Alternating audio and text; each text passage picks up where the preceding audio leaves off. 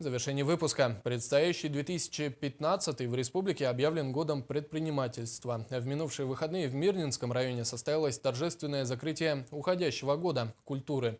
В праздничной программе принимали участие творческие коллективы района, а также юные дарования Алмазного края. Все подробности у Анны Винокуровой. Закрытие Года культуры в Мирнинском районе стало не просто ярким событием, а настоящим праздником.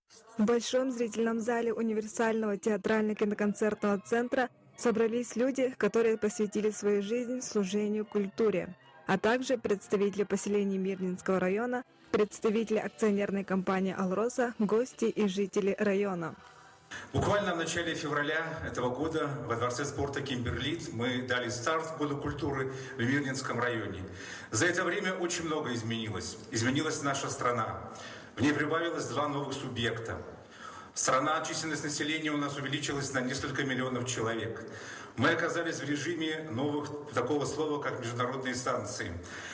И поменялась и сама неожиданно культура. Она повернулась к истокам, к своей родине, к России.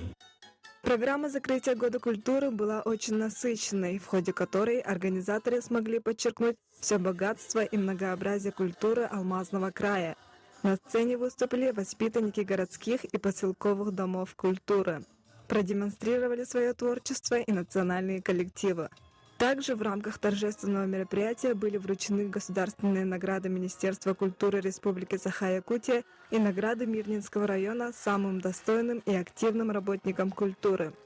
Культура – это сближение народов. Нас очень много. Разные вероисповедания, разные культуры, разные обычаи. Да? Мы не должны делить друг друга на свой и на чужой. Вот. Мы единая Россия. Поэтому культура нас сближает. Самым долгожданным моментом закрытия Года культуры стала церемония вручения грантов главы Мирнинского района. В номинации «Лучшее клубное учреждение» победили представители творческого объединения «Кристалл» города Удачный.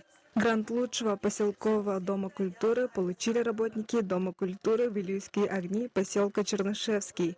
И обладателем гранта главы Мирнинского района в номинации «Лучший сельский дом культуры» стал Биракан села Сольдюкар. Всем обладателям грантов были вручены сертификаты на покупку звукового и светового оборудования для сцены.